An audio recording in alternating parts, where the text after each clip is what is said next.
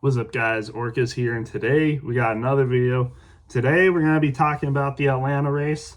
Unfortunately, I had to take a week off of the race reviews. I know it's been like I've definitely not been doing daily race reviews, as you know, guys. I've been kind of busy. It's been busier this year for sure than it was last year. So got a lot of responsibilities and stuff like that. But I'm able to make a video. I was on vacation last week, or else I probably would have, but gotta make a video on this one, the Atlanta race. Really good race, honestly. Can't really say much less about it, to be honest, because it was a good race. I really enjoyed it. I didn't enjoy that 3 hour delay though. Holy, a 3 hour and like 9 minute red flag or something like that, man. That was rough. So it was like with 110 something laps to go, we get a red flag, so we didn't get halfway through the race. I don't think they would have called the race anyway if we did get halfway through. At least I hope they wouldn't have called the race. But yeah, we had a 3 hour red flag, so we didn't get back going until like almost 11 o'clock Central Time. It was almost midnight for Eastern viewers and the people at Atlanta. So, shout out to them for sticking around for that race. That's crazy. But yeah, I mean, it was a good race though. I mean, the first stage was pretty interesting. You saw the cars a little more spread out. Maybe this is a handling type race, so maybe a lot of the cars just don't have the handling. You could also say the track is wearing down now too.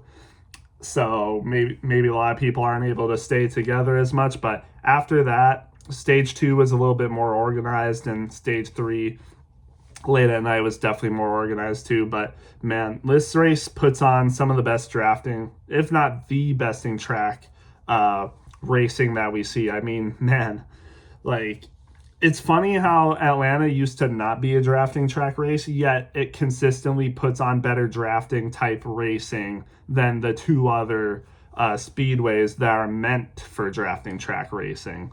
Like, Daytona, Talladega, they don't, most of the time, they do not hold a candle to this race. For some reason, the summer Daytona race always is seemingly always put on a good race compared to the Daytona 500.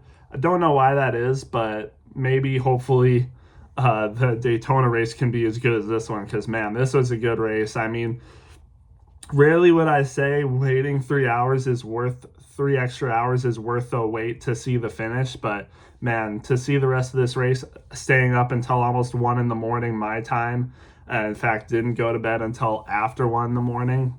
It's just, I mean, but it was worth it. It's crazy that I say it was worth it, because it was. I mean, this was a great finish. I mean, talk about a dominant race. Again, normally, rarely ever do you see a dominant person, like a completely dominant person,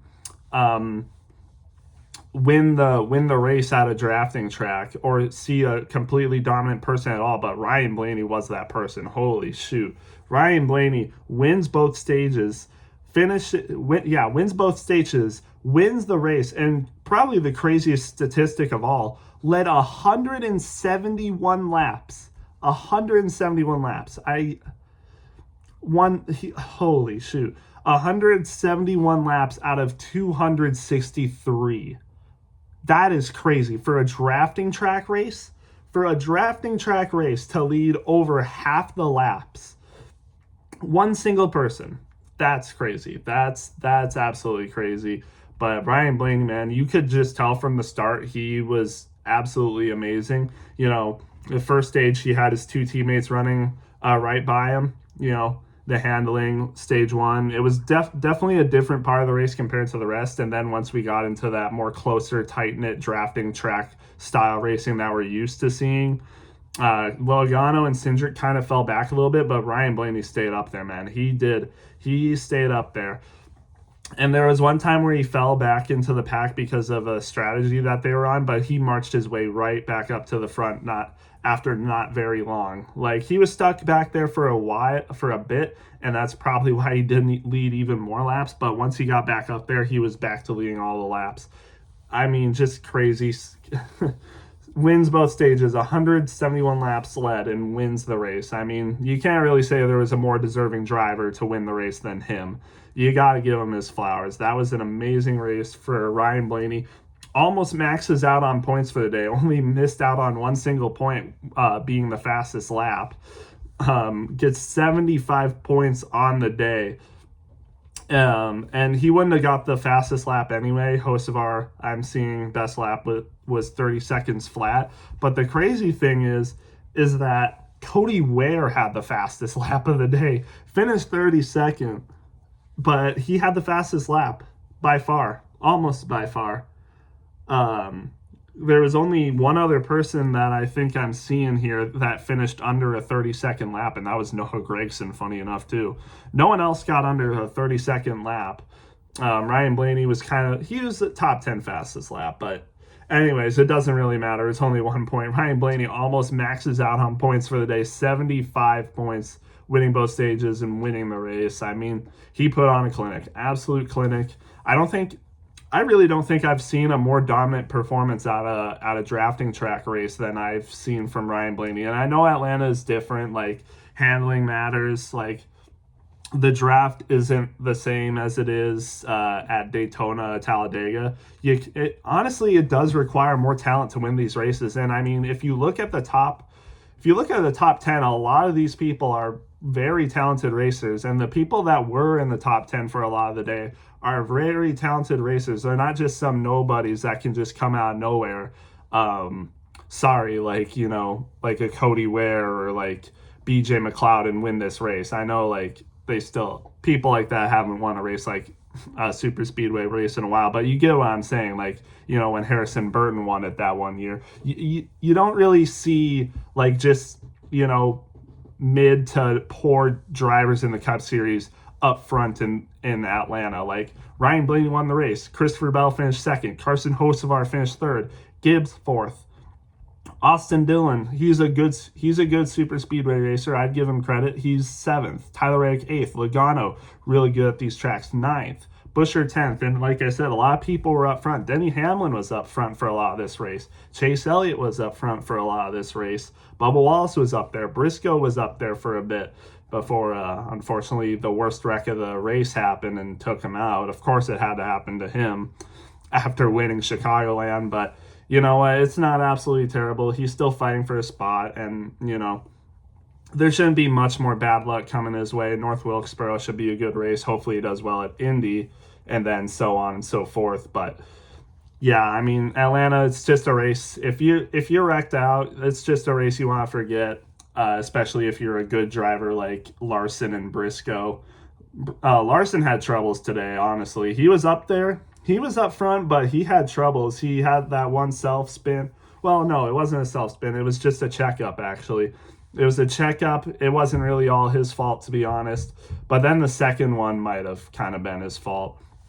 I think got loose, got up the track, if I'm not mistaken, and unfortunately Briscoe was just trying to avoid him, and then went up into the rest of the pack and got hit pretty hard.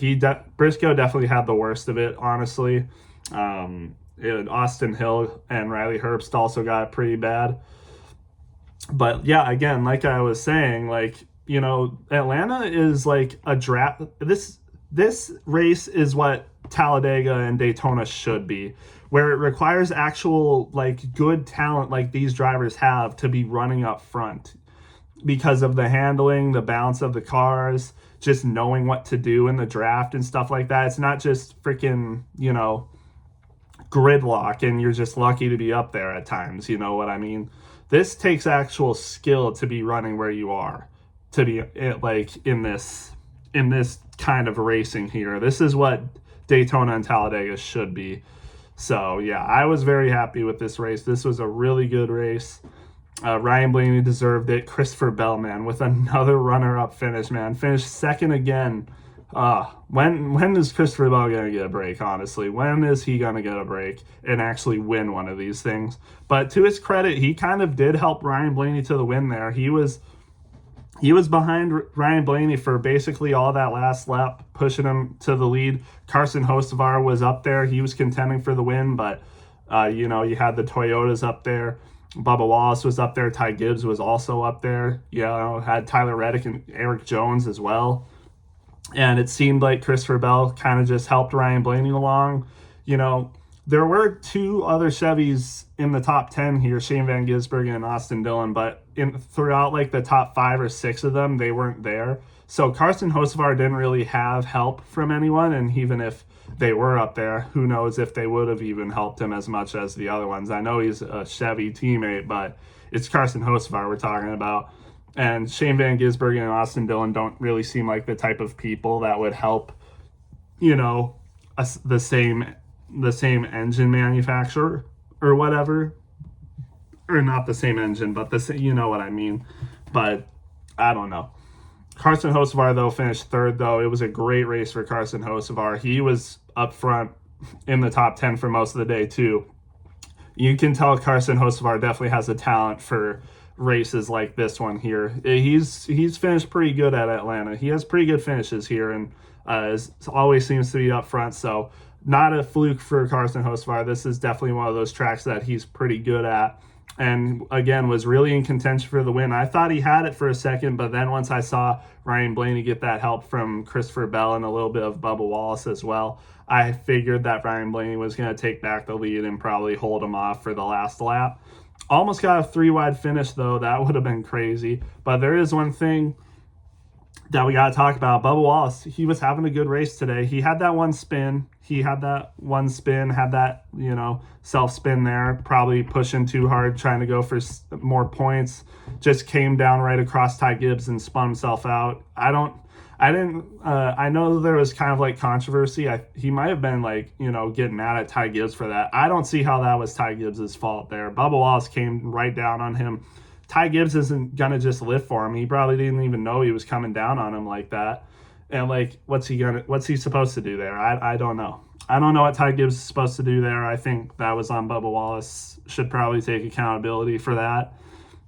But one thing, again, he did take accountability, to be fair, for, you know, I think it was the end of stage 2, if I'm not mistaken. He was kind of made a bad move on Ryan Blaney as well, blocked him pretty hard and sent Ryan Blaney into the wall. He ended up being fine, but it was a bad move. I don't know why he would have done that, but Bubba Wallace, still, he was up there, but then the last final mistake he made, he went below the yellow line. Can't do that. He went below the yellow line. You could see it. He was up top. He went way down low, and I think he might have just ran off too much down low and got under the yellow line. NASCAR penalized him for that, and he ended up finishing last on the lead lap in 29th, I believe. So, you know, made a couple mistakes beforehand and made one final mistake to end it. Bubba Wallace has been proven to be pretty good at Atlanta, and even super speedways in general. He always seems to find himself in the top 10, but it always seems like there's mistakes that end up costing him. I think it was Atlanta in the spring. It looked like he was had a pretty good chance for the win, but he made a bad move and allowed Tyler Reddick to get past him for the win.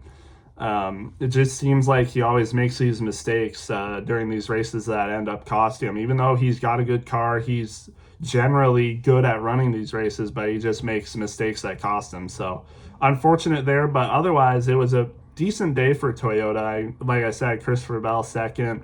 Ty Gibbs finished fourth. Eric Jones was up there for a lot of the day. In the top 10, top 5, it ended up finishing fifth. Good day for Eric Jones, especially since he's fighting for that final position in the chase there, which I'll have to look at after this. Shane Van Gisbergen, great day for him. He was it wasn't an accident that he was running up there and finished where he was. He was running up there for a good amount of the day. I think he got a top 10 here at Atlanta in the spring. He's figured this track out, that's for sure. He's been running pretty good at this track, so good for Shane Van Gisbergen, one of his better ovals, I would say. Then you got Austin Dillon 7th, solid day. He qualified top 10, finished top 10. Good day for him. Tyler Reddick finished 8th. Good points day for him. 47 points on the day, actually. That might be I think that is second most out of anyone. 47 points for Tyler Reddick. That's the second most out of anyone behind Ryan Blaney. So a good points day for Tyler Reddick. He gets some of his points back on Denny Hamlin, who only got 27 points on the day. He finished 12th, which is a decent day for Denny Hamlin on a super speedway drafting track these days. He was running in the top 10, so it was solid, but, just didn't really have the car to win it, I guess. Could have had a top 10, but 12th, I think he'll be fine with that. Going back, the Fords, Ryan Blaney, like I said, Ford driver, he finished the race, or won the race, but it seemed like the Fords just weren't there after the first stage. Joey Logano did end up finishing 9th, which is decent, but he was running top 5 for the whole first stage, but then once it seemed like the racing style changed, he kind of fell back, and same with his teammate Austin Cindric, finished 14th, but man, you wish you could have had more for them. If you're them, you probably wish you had more, honestly. And Buescher, top 10 is a solid day. RFK struggled today. RFK was struggling. But Buescher, he's their anchor, that's for sure. Chris Buescher is their anchor. He's by far their best driver, I would say. Manages the top 10 while his teammates finished way more back down. We'll get Ross Chastain 11th, solid. He needs all the points he can get because he's fighting for a spot. He is fighting for a chase spot, and it's been a hard season for him. His teammate Shane Van Gisbergen, and granted, he's won 2 races, but honestly, even on ovals, he's looked just about as good, if not better sometimes, than Ross. So Ross is, I bet he's wishing maybe he could have got more, but 11th with 26 points, I think he'll take it. But some of the drivers that finished ahead of him are also in that same position. Joey Logano's ahead of him. Eric Jones is ahead of him too, so maybe a little bit disappointed, but we'll see what he can do. Hopefully he can pick it up, but it's been a long season for him, so yeah, we'll just wait and see though. Elliott finished 13th. He was running top 10. Could have maybe done a little better, but I think he'll be fine with the 13th. He's still doing pretty decent in points, but he could have had a top 10, but just kind of fell out a little bit after. And then we'll skip around. I guess should we talk about chase stuff? We can talk about the in-season tournament stuff right now. So obviously Blaney winning the race, he moves on. He was against William Byron, and Byron finished 16th. So obviously he kind of won that round. Christopher Bell was against Denny Hamlin. Bell finished 2nd in that race, and Denny Hamlin finished 12th. So Bell obviously moves on. It'll be Bell versus Blaney. And then Elliott finished 13th, which was better than Briscoe, who unfortunately I think didn't finish this race. Yeah, he had some of the worst damage out of anyone, if not the worst. So he ended up not finishing the race. I think that crash happened with 9 laps to go. Well, no, it was an overtime race. I forgot about that. It was an overtime race, so they ran like 3 more laps than scheduled. So, it was with like 6 laps to go. Yeah, it would have been like 6 or 5 laps to go. So unfortunate, couldn't finish the race. So close, but you know how it is. Towards the end of this race, we normally always see a wreck, and unfortunately, it just had to be him. Unfortunate, but that will mean Elliott moves on to the semifinals in the in-season tournament. And then how about this? Probably the craziest match of the in-season tournament. Todd Gilliland, I feel like he was a lap down for like over half this race, and then during some of the last cautions he got his lap back, and he ended up finishing 19th. And Alex Bowman, his opponent, how about this? 32 seed Alex Bowman versus 25th seed Todd Gilliland, and Todd Gilliland finishes ahead of him by 3 positions. The 25th seed is moving on. And it's funny because literally, so we have Bell, who's the 10th seed. We have Blaney, who's the 3rd seed. And Chase Elliott, who's the 4th seed. Pretty high up there, all pretty high up there. And then you got Todd Gilliland, who's the 25th seed. Like, that's just crazy. And it's Todd Gilliland out of all people. Like, I think it would have made more sense if Alex Bowman made it through. Like, he's the 32nd seed, yeah, but he also missed a good amount of races and kind of struggled to start. But he's been moving his way up there, and like when the seeding stuff happened, then yeah, obviously he was stuck there. I think he's moved up a decent amount in the standings now, but that's where he was when the seeding came out. But Todd Gilliland, who was a lap down most of this race, finished 19th, and Alex Bowman 22nd. Todd Gilliland finishes 3 spots ahead of him to end the race, and Todd Gilliland is on to the semifinals. Imagine if Todd Gilliland beats Chase Elliott at which race is it? North Wilkesboro. Imagine if Todd Gilliland beats Chase Elliott at North Wilkesboro. There's no way that can happen, right? No way. If Todd Gilliland makes it to the championship round in the in-season tournament, that would just be insane. It was Ty Dillon last year. Imagine if Todd Gilliland did it this year. That would be funny. But yeah, that's the in-season tournament. So you got Gilliland versus Elliott, and then Bell versus Blaney at North Wilkesboro. Blaney versus Bell is going to be probably the bigger matchup of the two, I would think. But yeah, Bell versus Blaney at North Wilkesboro, that's going to be interesting. So yeah, other than that, Kyle Larson again, he was having troubles. He finished 34th. AJ Allmendinger had his own troubles. He was the first, actually, no, he wasn't. BJ McLeod was the first DNF of the race. Not sure what happened with him, probably just mechanical issues. The cars obviously aren't built as well as the, full season cars. The 78 car is a part-time car, so something probably just broke in that car. Nothing BJ could do. Unfortunate. But then Allmendinger, man, sometimes they run good. Colleague, like Allmendinger has obviously been fighting for a chase spot, which is crazy to say, but there was something wrong with his car. I think Ty Dillon was mentioning there was like power steering issues with their cars, and I think Allmendinger got the worst of it. He crashed on his own and ended up finishing 37th. Unfortunate for him. And then, Briscoe and Riley Herbst were the other DNFs. Kyle Larson, Chad Fincham, all the other people finished a lap down. Zane Smith finished 1 lap down. Austin Hill 2 laps. Cody Ware 4 laps.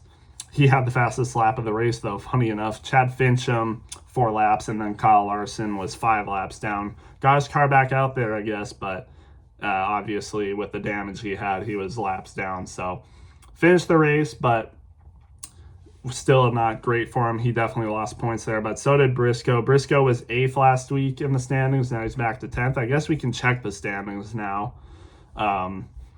It's the fight for the number 1 position to start the chase is actually heating up. Denny Hamlin was 44 points ahead last week. Now he's only 24 points ahead. Tyler Reddick, he got up there, finished in the top 10, so now he's only 24 points back. Ryan Blaney was over 100 points back, but with 75 points earned on the day. He's only 65 back on Denny Hamlin now, the leader. So, man, the top three for the number 1 chase spot, it's actually heating up, And people will probably say, like, hey, this is why the full season points format should come back because, man, look at this. We're more than halfway through the season, and look how tight the battle for the lead is. But who knows? Who knows what would happen later? Who knows what will happen in these next races? Maybe someone's just going to run away with it again. We don't know, but hey, it's been going good. Ryan Blaney with that huge points day. He really moved up. He didn't gain any positions. He was already in 3rd for the standings, but man, he really made the gap a lot smaller there. So good job for him. And it's kind of crazy because he only has 2 wins compared to Reddick's 5 and Denny Hamlin's 4th. He only has 4 top 5s with Denny Hamlin and Tyler Reddick having 10, which probably includes their wins as well. He does have more top 10s, though. But he has 2 DNFs when Reddick only has 1 and Denny Hamlin has 0. I guess that's probably why Denny Hamlin is still 65 points ahead. Tyler Reddick's only 41 points ahead of him, though, so I don't know. He probably gets more stage points. That's probably what it is. He probably gets more stage points than them, and that's why, but hey. Good job for him. But then 4th in the standings, nothing much really changed. Ty Gibbs is still 4th. Chase Elliott's still 5th. Kyle Larson probably lost a lot on his lead, though. He's 6th with 197 back. Chris Buescher is still 7th after that. He finished top 10. A lot of the other people either in front of him, behind him, or kind of faltered. So he's kind of consistently in that 7th spot. Hocevar moved up because of his good day. Is now 8th in the standings. Bell also had a good day, so he's 9th in the standings now, only 12 behind Hocevar. Chase Briscoe fell back 2 spots, obviously, because of that day, but he's only 9 back on Bell and only 21 back on Hocevar. And then what would it be, 26 back on Buescher. So he's not completely out of it for one of those spots. I mean, he can make that back up in a race, maybe, unless those two or three also have a good race. We'll see what happens at North Wilkesboro. I think Briscoe will do better than Hocevar and Buescher at North Wilkesboro. Maybe not Bell. Bell could have a good car. He's been showing real good speed lately, obviously, too. Possibly could have. He was contesting Briscoe pretty hard for that Chicagoland win, and he just finished second again. So I feel like that win is coming soon. Bell is going to have a good points day, a really good points day soon, probably. So it might happen at North Wilkesboro. We'll just have to wait and see. And then if we go a little further down, we can see that Austin Cindric actually passed Shane Van Gisbergen for the 14th spot. He's only ahead by 1 point now, but Cindric slightly probably had a better race. I think he probably got more stage points than Shane Van Gisbergen, so that's why he jumped ahead of him. Eric Jones now still holds the final spot for the chase. He's the 16th seed, but Joey Logano isn't far back. He gained a spot actually over Ryan Preece and is now only 8 points behind Eric Jones for that final chase spot. And then Ryan Preece is 18th. Keselowski gained a spot, is now 19th. Ross Chastain actually gained 2 spots, so I bet he's pretty happy about that still. He's now 20th. Unfortunately, AJ Allmendinger fell because of that hard race. He is now 22nd when he was 19th. Just unfortunate for him, but this final position for the chase spot is heating up. I think Joey Logano will probably take it after North Wilkesboro. I think, he's probably just going to do better than Eric Jones. We'll just wait and see, though. But yeah, this it's been heating up, that's for sure. Yeah, and like I said, Alex Bowman's 29th, so he's kind of far back to 28th, though. But hey, it happens. We'll see what he can do by the end of things. But yeah, just unfortunate what happened with Alex Bowman for the start. I think he'll probably race next year. We'll just wait and see what he says, though. But yeah, other than that, this was a good race, honestly. Again, one of the better races of the year, even with that 3-hour delay. This track consistently puts up the best drafting style racing, better than Daytona and Talladega. It's always consistently good year after year, race after race, unlike those two. So yeah, this was a really good race. I would give it above a 90. I know I haven't really been ranking races anymore, and I'm not going to probably do that video like I did last year because I haven't been doing reviews of every single race like I did last year, but this was a good race, probably one of the better ones of the year. Nashville, I thought, was really fun as well, so that was probably one of the better ones as well. And then the first Atlanta race was also really good, so yeah, this was up there, probably a top 5 race of the year so far, even with that 3-hour delay. But yeah, that's all I have. Let me know what you guys thought, and I'll see you in the next one.